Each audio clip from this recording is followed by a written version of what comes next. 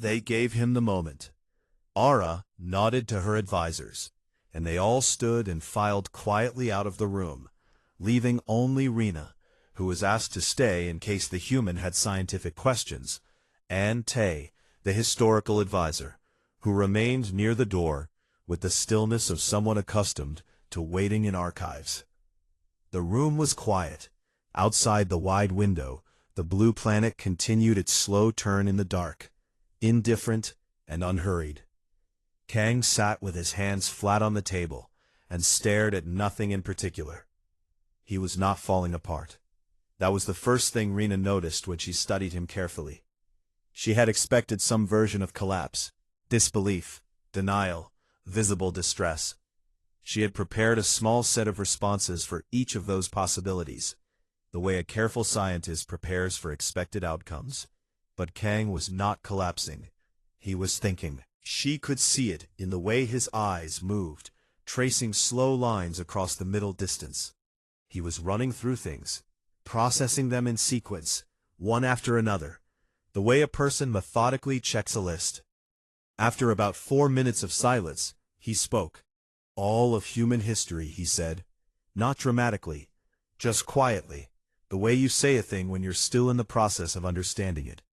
Everything we ever built, everything we survived, it was moving toward this. That is one way to describe it, Rena said carefully. Not in a way that took away our choices, he said. He wasn't asking. He was reasoning through it out loud. We still made all of it ourselves. Every decision, every mistake, every breakthrough. The program didn't steer us. It just made sure we were capable of getting here. That is consistent with what the records describe, Rena said. The architects did not value control. The archive fragments that deal with their philosophy, the ones that have been translated, describe something closer to faith. They believed in the process. They designed the starting point and trusted the rest to unfold. Kang looked at her. They trusted us.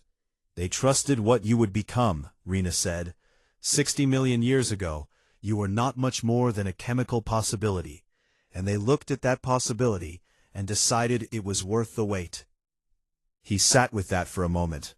Then something crossed his face.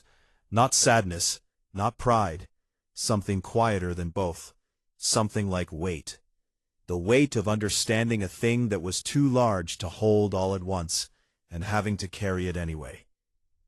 "How many people know about this?" he asked. "On this ship, myself, the Queen, Tay, the soldiers who processed you, but they do not know the reason for the alert. No one else. And in the broader galaxy, the classification on architect research is very high," Rena said. "There are researchers who study the seeded worlds, but the full picture of what the sequences mean, that understanding has been incomplete. Until now." "Until now," Kang repeated. Ara came back into the room then, alone, without her advisors. She had changed from the formal robes into something simpler, still dignified, but less ceremonial. She sat down across from Kang again, and looked at him with the same steady expression she had worn throughout the conversation, except that now there was something else underneath it. Not softness exactly, more like the specific attention you gave to something that had just become very important. "I want to ask you something," she said. "Go ahead," Kang said. "How do you feel?" He looked at her. It was an unexpected question. She held his gaze. "Like I need to call home," he said. Hera almost smiled. It was the same almost smile Rena had seen once before, brief and controlled. "That is a reasonable response," she said. "There is something you should know first." She placed a small data chip on the table between them.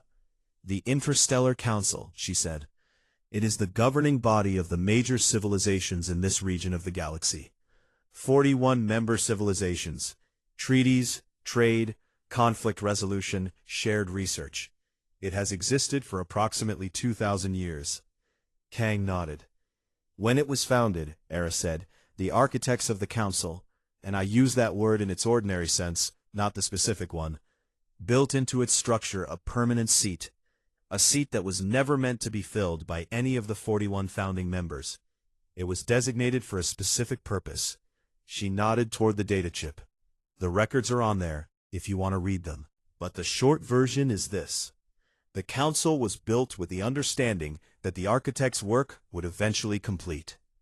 That somewhere in the galaxy, at some point, a species would emerge that carried the full sequence. And when that happened, they would hold that seat, permanently, with authority over decisions that affect the galaxy as a whole. Kang looked at the data chip, then at Ara. That seat has been empty for 2,000 years. For 60 million, depending on how you count, she said. A long silence. You're saying it belongs to humanity, Kang said.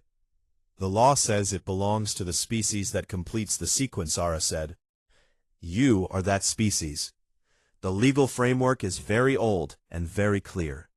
It was written to survive ambiguity, and it survives it now. There is no argument to be made against it, because the people who wrote it designed it specifically so that no argument could be made against it.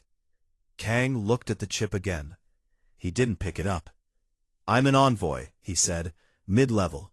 I was sent here to open preliminary trade discussions.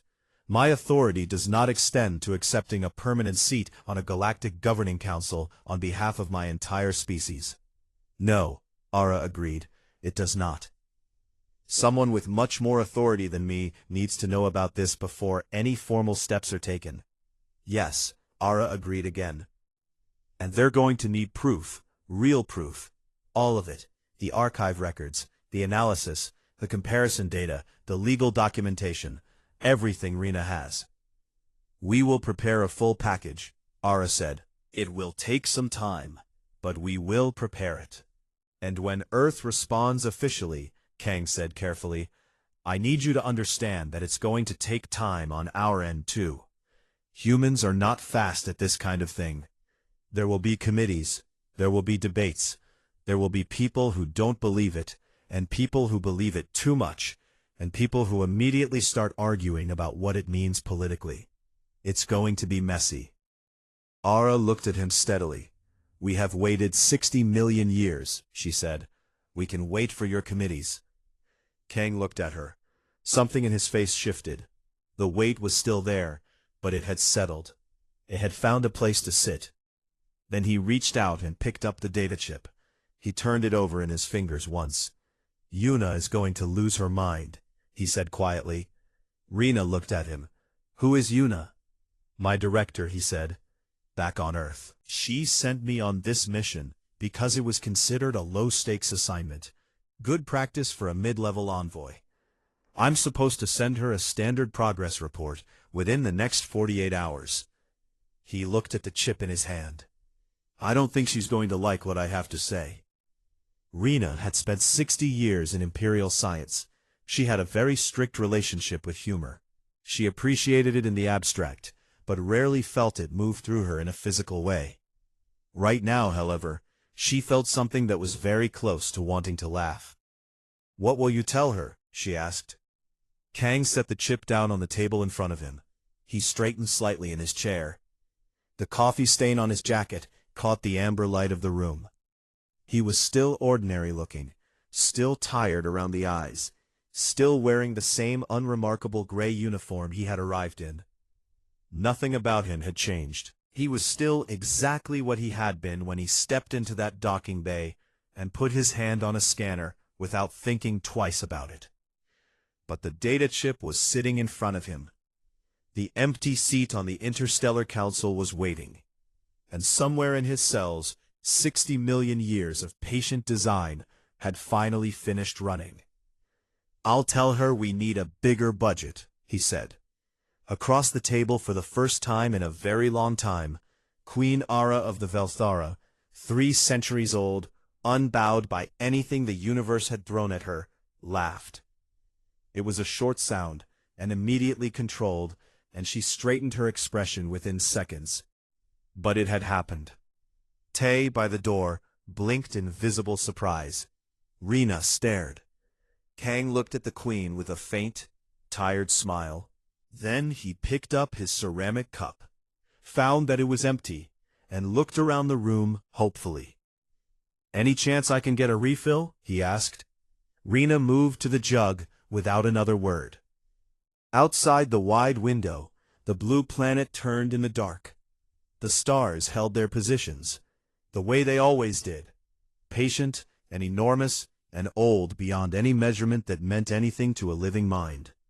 The galaxy went on around the ship, carrying its billions of years of history and its countless civilizations, and its long, slow story from one moment to the next.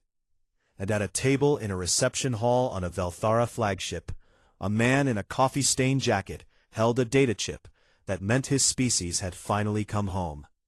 He had a report to write.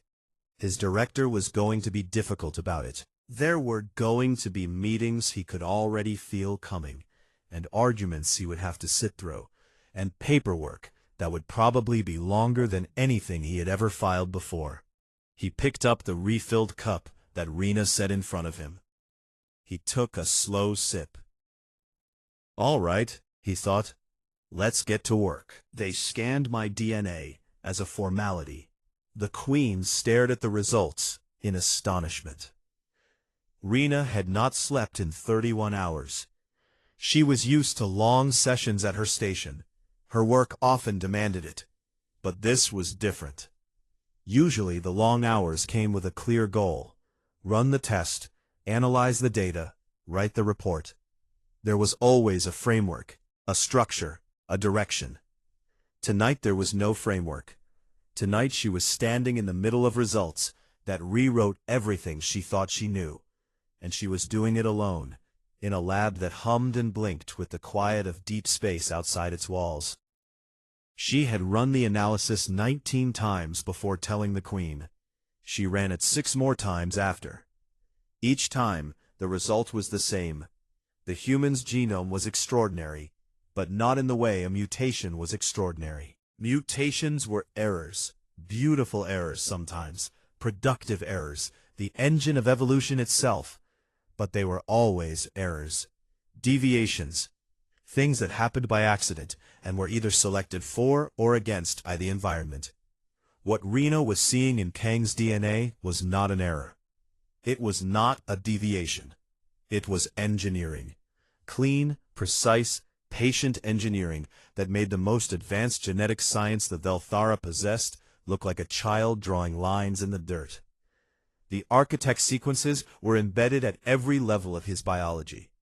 They were not added on top of human genetics like a layer of paint. They were woven into the foundation, threaded through the entire structure from the cellular level upward, so integrated that it was almost impossible to tell where the original human biology ended and the architect design began. The answer, Rena eventually concluded, was that they did not end and begin in separate places. The architect design was the human biology. One had been built out of the other, slowly, over an enormous stretch of time.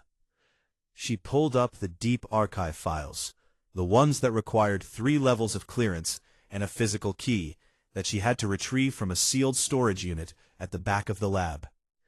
The archive was old, pre-Empire old, and much of it had been compiled from records found on multiple worlds during the earliest period of Velthara expansion. Stone carvings, ancient crystallized data arrays, fragments of biological samples preserved in conditions that shouldn't have been able to preserve anything for that long, but had. The architects had been careful about their records. They had expected someone, eventually, to find them. Rena read through the relevant files until her eyes ached. The architects, according to the oldest and most complete records, had not simply seeded life across the galaxy. That was the common understanding, the simplified version taught in basic history. They had scattered the building blocks of life on hundreds of worlds, and then left. It was an accurate description in the broad sense, but it left out the most important detail. They had not scattered random life. They had planted specific life, designed life. Each seeded world was an experiment, but not a casual one. Each one was a step in a long, deliberate process. They had been trying to do something. The records were not entirely clear on what, exactly, Parts of the archive were damaged. Parts had never been fully translated. But the biological evidence told a story on its own, if you knew how to read it. The architect's sequences were not a signature. They were not a label saying, "We were here." A set of instructions encoded at the genetic level, designed to lie dormant through the early stages of a species' development, and then activate, gradually, layer by layer, as the species reached sufficient complexity. The word the ancient records used for this process translated roughly as completion. Rena sat back in her chair and stared at the ceiling for a long time. The architects had not disappeared. They had not ascended to a higher plane or moved beyond the galaxy. They had done something far more patient and far more extraordinary. They had encoded themselves. They had taken their most essential knowledge, their most critical biological frameworks, their deepest understanding of how life and mind and civilization worked, and they had compressed it into a sequence small enough to fit inside a single strand of DNA. And then they had planted it in a primitive species on a small planet orbiting an ordinary star, and they had waited 60 million years. They had waited 60 million years for evolution to do the slow, grinding work of building a species complex enough to carry that program to completion. Every catastrophe that hit Earth, the asteroid, the ice ages, the mass extinctions, had not erased the program, because the program was not in any one organism. It was in the species. It survived because it was designed to survive. Every time humanity came close to destruction and pulled back, every time the species faced something that should have ended it and found a way through, it was not simply luck or toughness or the random chance of biology. Quietly, invisibly, with the patience of something that had been designed by minds that thought in geological time. And now it was complete. The sequences in Kang's genome, fully expressed, fully active, fully integrated, were the finished version. Not a step along the way, the destination. Rena called up comparative data from the other architect-touched worlds. There were 11 of them, all identified in the early expansion period, all seeded with various forms of designed life. She checked their current biological status. 2 of the species had gone extinct. 4 had developed to moderate complexity, but showed only partial sequence expression, maybe 15 or 20% of the architect markers active. 3 more showed moderate expression, between 40 and 60%. 1 showed high expression, nearly 80%, but the species had never developed beyond a pre-technological stage, and the sequences had plateaued. Earth was the only one showing full expression. Humanity was the only species in the known galaxy that had completed the process. Rena thought about this for a while. Then she thought about what it meant practically. The Velthara Empire had been built, in part, on the foundation of architect technology, biological techniques and design principles derived from studying the seeded worlds, reverse-engineered over thousands of years of careful research. Their medicine, their agricultural systems, parts of their genetic science, all of it traced back, in some form, to what the architects had left behind. They had been studying the architects' work for millennia. They had built an empire on fragments and echoes of it, and the completed version had just walked into their docking bay with a coffee stain on his jacket. Rena pressed her communicator. "Your Grace," she said quietly when Ara answered. "I know," Ara said. "Come to the reception hall." When Rena arrived, the human was sitting at the long table across from the Queen. He looked slightly overwhelmed, but was managing it well. His face was calm, his hands were steady, his eyes were moving around the room in the specific way of someone who was taking in a great deal of information and sorting it quietly. He had a ceramic cup in front of him. He was holding it like it was helping him think. Ara gestured for Rena to sit. "Tell him," she said simply. Rena sat down. She placed her datapad on the table. She looked at Kang for a moment, at his ordinary face, his ordinary posture, his completely unremarkable appearance, and then she began to explain. She started with the architects. She explained what they were, what the records said, what the scientific understanding of their work looked like from the Velthara side. She explained what architect sequences were, and what it meant to find them in a living organism. She explained what her analysis had found in his DNA, not just the presence of the sequences, but their state, their completion. She laid it all out as clearly and carefully as she could, the way she had been trained to present findings, organized, factual, without emotional editorializing. When she finished, the room was very quiet. Kang looked at the datapad on the table. He looked at Rena. He looked at Ara. He looked at the window, and the slow blue planet turning in the dark outside it. His jaw moved slightly, like he was running through words in his head, and not finding the ones he needed. Finally, he looked back at Rena. "So you're telling me," he said slowly, "that humans are not just touched by the architects. We are the architects. The finished version." "Yes," Rena said. Another silence. "And every hard thing humans went through," he said. "Every near extinction, every war we survived, every time we almost didn't make it." "The program was running," Rena said quietly. "It was designed to withstand those pressures. It was designed to produce a species that had survived them." Kang was quiet for a long time. His hand tightened slightly around his cup. Then he exhaled, set the cup down, and looked at Queen Ara. "You've been studying the architect's work for thousands of years," he said. "Yes," Ara said. "And we're the answer to all of it." Ara looked at him steadily. She did not say yes again. She didn't need to. The entire room was the answer.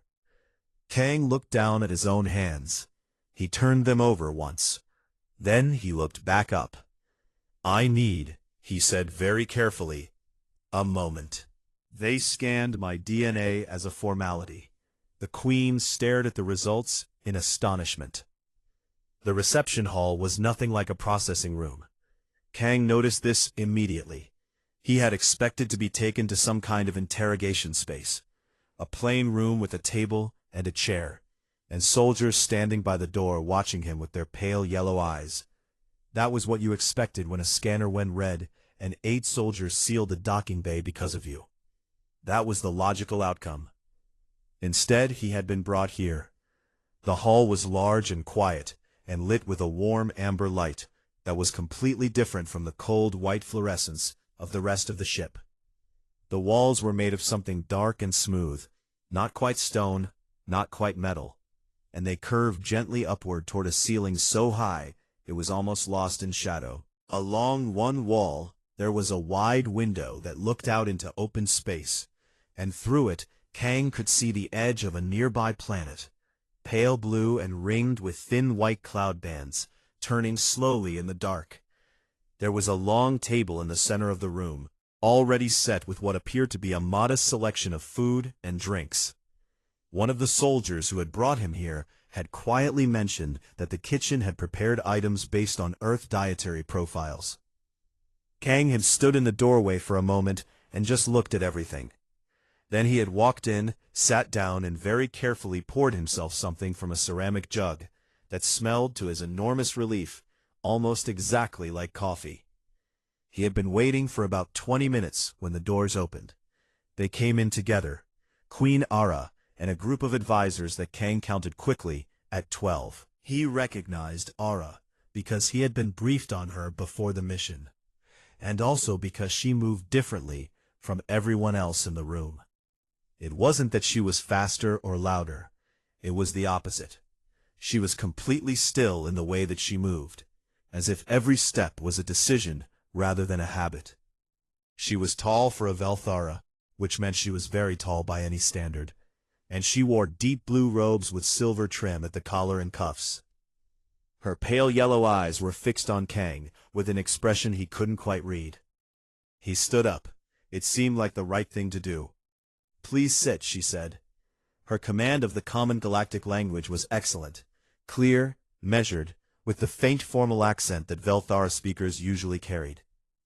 "You are Kang, Earth Envoy, Diplomatic Mission, Sector Outreach." "That's right," Kang said, sitting back down. "And you're Queen Ara," I was supposed to request an audience with your scheduling office. I had a 4-page form to submit. He paused.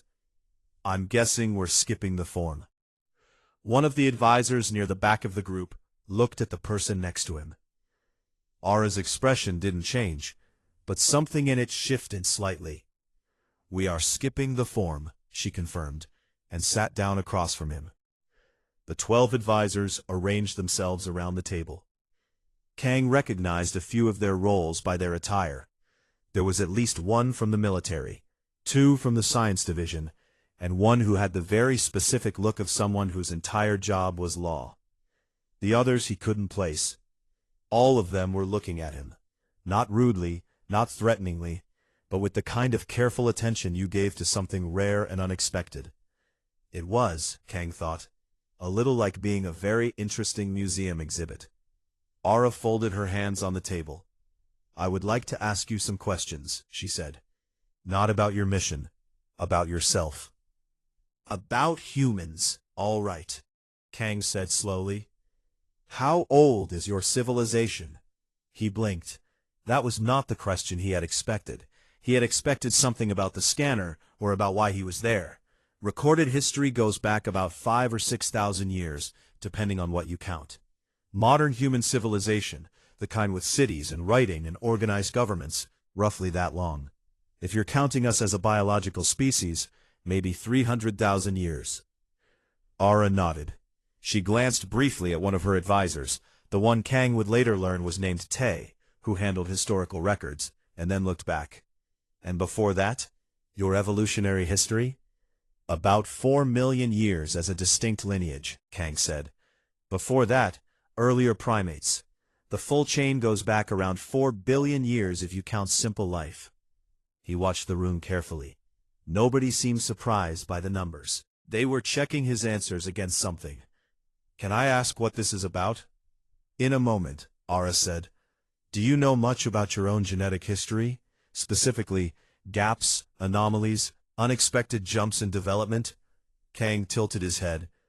I'm not a biologist, but yeah, there are things that are a bit unusual. We evolved faster than expected in a few areas. Language, abstract thinking, tool use. The pace of it is considered by some researchers to be slightly quicker than random mutation would explain, and there are a few gaps in the fossil record that don't fit neatly. He shrugged. But that's not that unusual. Evolutionary records are never perfectly complete. No, Aura agreed quietly. They are not. Tay, the advisor, leaned forward. He had a long, narrow face and the kind of careful, precise energy that suggested he had spent most of his life in archives. Are there any traditions in human history, he said slowly, any myths, religious texts, cultural stories that describe beings from outside your world influencing your development, giving you knowledge, shaping your biology, visiting your planet? Kang stared at him. You mean like ancient astronaut theories? Tay looked at Aura. Aura looked at Kang. What are ancient astronaut theories? She asked. It's a not very serious idea that some people on Earth believe, Kang said. The claim is that advanced aliens visited early humans and helped build civilizations, maybe even interfered with our genetics. Most scientists don't take it seriously. The evidence people use for it is usually misinterpreted archaeology. He paused. Why? Do you know something we don't? The room was very quiet. Aura studied him for a long moment. She was looking at his face the way you look at a book written in a language you're only just beginning to understand, carefully, with the awareness that each word matters. You genuinely do not know, she said, and it didn't sound like a question. It sounded like something clicking into place. Know what? Kang said. Tell me, she said, setting aside his question with the patience of someone who had decided to approach this carefully. What do humans believe about the origins of the universe, the beginning of life? Kang shifted in his seat. Well, we have science and we have religion, and they overlap in different ways depending on who you ask. Scientifically, the universe is about 14 billion years old. Life on Earth started roughly 4 billion years ago. Humans evolved over millions of years. That's the mainstream understanding. And beyond your world, do you believe there were others before you?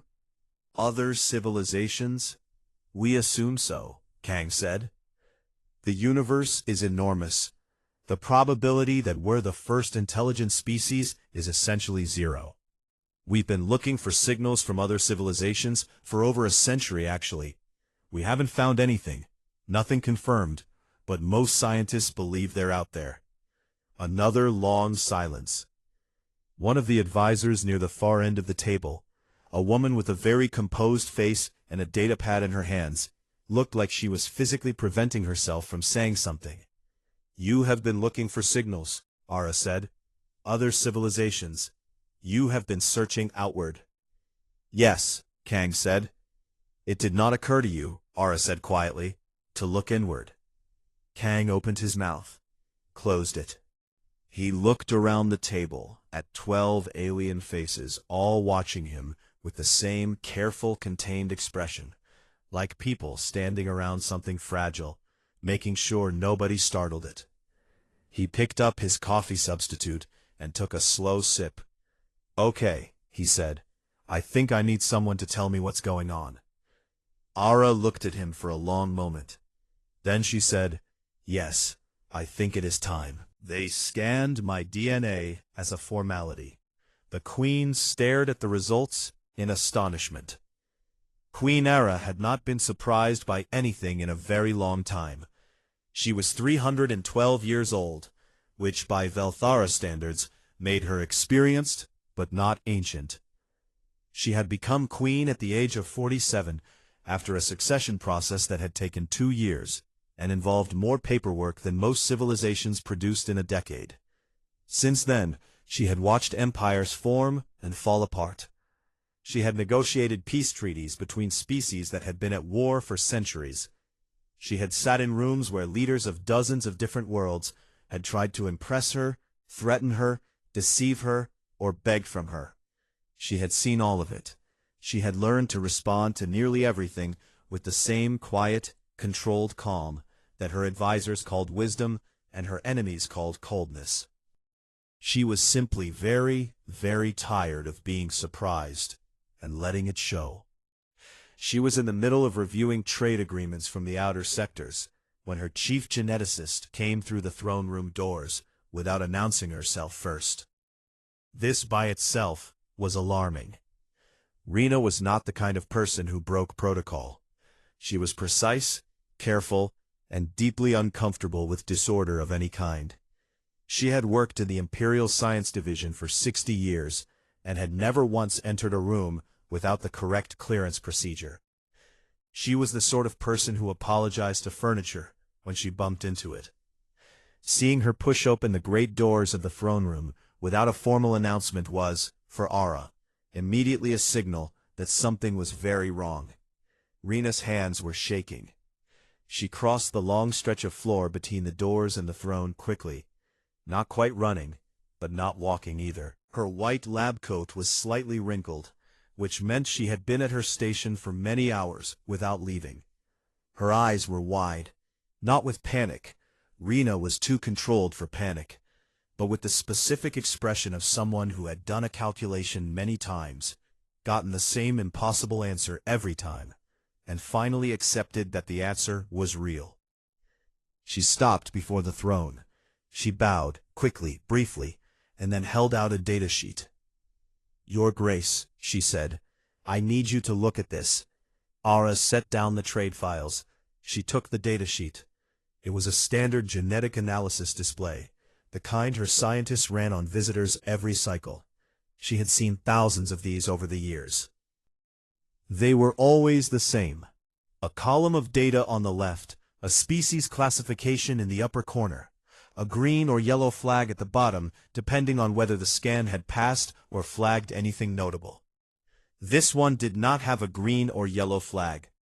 The flag at the bottom was a color Ara had never seen on a genetic scan before. It was not a color that was supposed to appear on a genetic scan. It was deep red, the kind of red that the system reserved for the highest level of unclassifiable results. Below the flag, instead of the species classification, there was a line of text that read, Match probability Architect sequence, 98.7%. Ara read it once, then she read it again. Then she looked up at Rena. "This came from the docking scan," she said. "Yes, Your Grace." "From a visitor?" "A human, Your Grace. An Earth diplomat. His name is Kang." Ara looked at the datasheet again. The architects were not a subject discussed casually in the Velthara Empire. They were not discussed in most academic circles, either. The information about them that existed in Imperial archives was old, incredibly old, and much of it had been classified for centuries, not because it was dangerous exactly, but because it was deeply destabilizing. The architects were the reason the Velthara existed. They were the reason most of the major civilizations in this part of the galaxy existed. According to the oldest records, the ones that predated even the Empire's earliest written history, the architects had been a civilization so advanced that they had moved past the need for physical territory.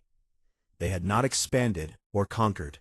They had simply built things, extraordinary things, biological frameworks, genetic templates. They had seeded life across hundreds of worlds with a precision that no civilization since had been able to fully understand, let alone replicate. And then they had disappeared. 60 million years ago, they had vanished. Not destroyed. The records were clear on this. There were no signs of war, no evidence of collapse. They had simply stopped being present. Some theorists believed they had ascended to a higher plane of existence. Others thought they had moved beyond this galaxy entirely. A small number of researchers believed they had gone dormant somehow, but that theory had never had much support because nobody could explain what dormant would even mean for a civilization that advanced. The architects were myth wrapped in data, wrapped in very old stone carvings on a dozen worlds. They were the beginning of everything. And their genetic sequences, the specific biological markers they had used to sign their work, the way an artist signs a painting, had never been found in any living organism. Until now. Ara stood up. This was something she rarely did in response to information. Usually she received everything sitting, composed, controlled. She stood up, held the datasheet in both hands, and read it a third time. "You are certain," she said. It was not really a question. "I ran the analysis 19 times, Your Grace," Rena said. "I used 3 different systems. I pulled comparison data from the Deep Archive and cross-referenced it against everything we have on architect biological signatures. The margin of error is less than 1%. The sequences are not approximate. They are not similar. They are a direct match, fully expressed in the subject's active genome." "Fully expressed," Ara repeated. "Yes, not dormant, not partial. Every marker is active and integrated into his biological structure. His body is using them. They are not remnants or echoes. They are functional." Ara set the datasheet down on the arm of the throne. She folded her hands. Outside the great windows of the throne room, the stars were still.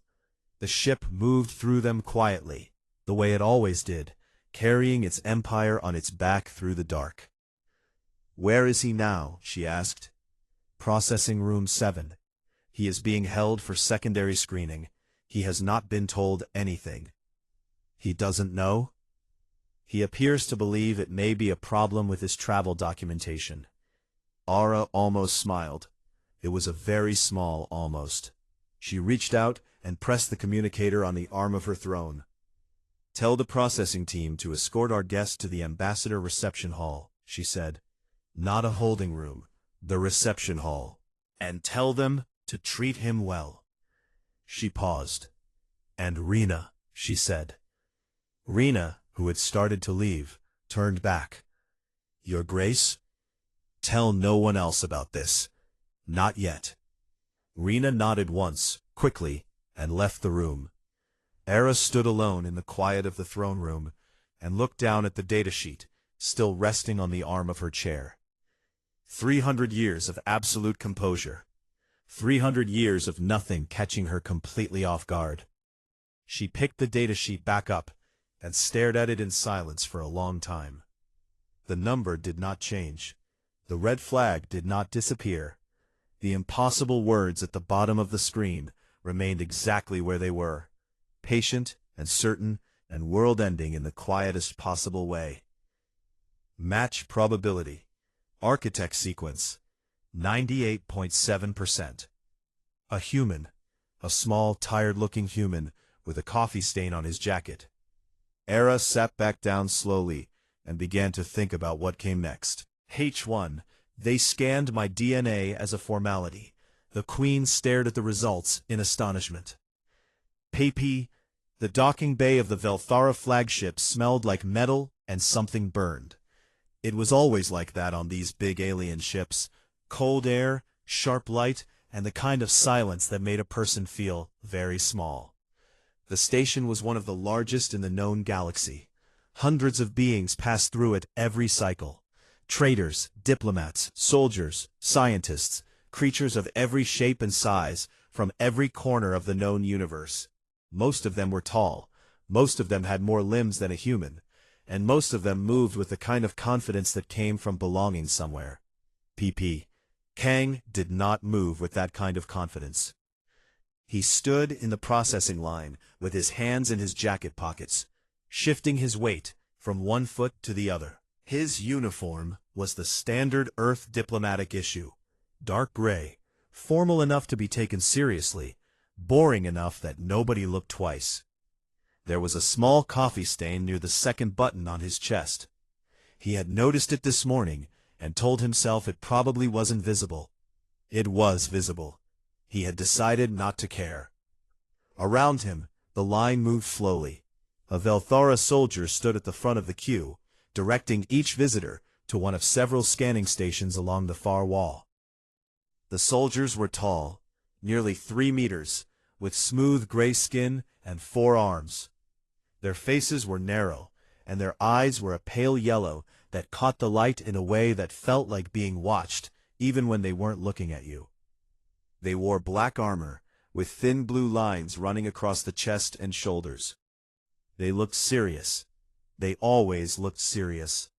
Kang had been briefed about the Velthara before leaving Earth. The briefing had been long, dry, and delivered by a woman named Yuna, who spoke very fast and expected people to keep up. The Velthara were the dominant power in this region of the galaxy. They had been around for roughly 4,000 years and had spent most of that time expanding, conquering, and organizing everything around them into a neat and very strict empire. They were not cruel exactly. They didn't go out of their way to cause suffering, but they were cold, efficient, and did not have much patience for disorder. They ran their empire like a machine. Everything had a process. Every process had rules. Every rule was followed without question. The DNA scan was one of those rules. It was done to every visitor, without exception. The Velthara used it to identify species, check for biological hazards, flag any known criminals, and update their galactic records. It was, by every account Kang had ever read, the most boring part of entering Velthara space. A hand on a scanner, a soft beep, a green light, and you were through. The whole thing took about 12 seconds. Nobody had ever had a problem with the DNA scan. When Kang finally reached the front of the line, the soldier at the desk barely looked at him. He gestured toward the scanner, a flat dark panel set into the wall at about waist height, and then looked back at his data screen. Kang stepped forward, placed his right hand on the surface, and waited. The scanner hummed quietly. That was normal. Then it went silent. That was not normal. Kang looked at his hand, then at the panel, wondering if he had done something wrong. Maybe he had placed his hand in the wrong spot. Maybe the machine needed him to press harder. He shifted slightly. The machine beeped. Once, quietly. Then again, louder. Then a third time, sharp and high and urgent, the kind of sound that made everyone nearby stop what they were doing and turn around. A red light pulsed from the top of the scanning unit. On the soldier's screen, something was happening. Lines of data were scrolling faster than they should have been, and the display had turned from its usual pale blue to a deep, warning orange. The soldier at the desk stood up. He stared at his screen. His forearms went still. He called over his shoulder for his superior. The superior came quickly, a taller soldier, with additional rank markers on his armor. He looked at the screen. He looked at Kang. He looked back at the screen. Then he pressed something on his communicator and spoke in a low, fast voice in Velthara dialect. Kang didn't understand most of it, but he caught the word anomaly, because it was one of the words that translated the same across most galactic languages. "Is there a problem?" Kang asked. Neither soldier answered him. Within 2 minutes, there were 6 soldiers in the processing area. Within 3, the doors at the far end of the docking bay had closed. Visitors who had already passed through were being held in place by politely but firmly positioned guards. The beings still in line were confused. Some of them were nervous. A few of the larger ones looked irritated. One very small blue creature near the back of the queue made a sound that might have been a complaint. Kang stood with his hands still hovering near the scanner, and tried to figure out what he had done. He genuinely could not think of anything. He hadn't brought any restricted items. His documentation was in order. He had triple-checked it before boarding his shuttle, because Yuna had told him that if he showed up without proper paperwork, she would personally make sure he spent the next 2 years filing resource reports from a station near Pluto. His medical records were current. His diplomatic clearance was valid. He had even remembered to declare the 2 protein bars in his jacket pocket, which the pre-departure checklist had specified under food items, in a note so small it required a magnifying screen to read. The superior officer was now on a direct line with someone. Kang could tell because his posture changed. He straightened, and the irritation left his face, replaced by something more careful, more respectful. He was talking to someone important. A younger soldier approached Kang. She had the same narrow face and pale yellow eyes as the others, but she moved differently, less mechanical, more cautious. She stopped a few feet away and looked at him the way someone might look at an old artifact they had found in unexpected condition. "You are human," she said. It wasn't a question. "Yes," Kang said. "From Earth." "That's right." She looked at him for a long moment. Then she looked at the scanner. Then she looked back at him, and there was something in her expression that Kang couldn't quite read. It wasn't fear. It wasn't hostility. It was closer to the face a person makes when they see something they were told could never exist. "Please, come with us," she said. "Am I under arrest?" Kang asked. She hesitated. "No." "Am I in trouble?" Another hesitation. "We are not sure yet." Kang pulled his hands into his pockets and nodded slowly. He followed the soldier through the sealed doors and down a long corridor that led deeper into the ship. Behind him, the docking bay remained locked. The line of waiting visitors stood in confused silence. The small blue creature near the back made its complaint sound again, louder this time. Nobody paid it any attention. Everyone was too busy wondering what was wrong with the human.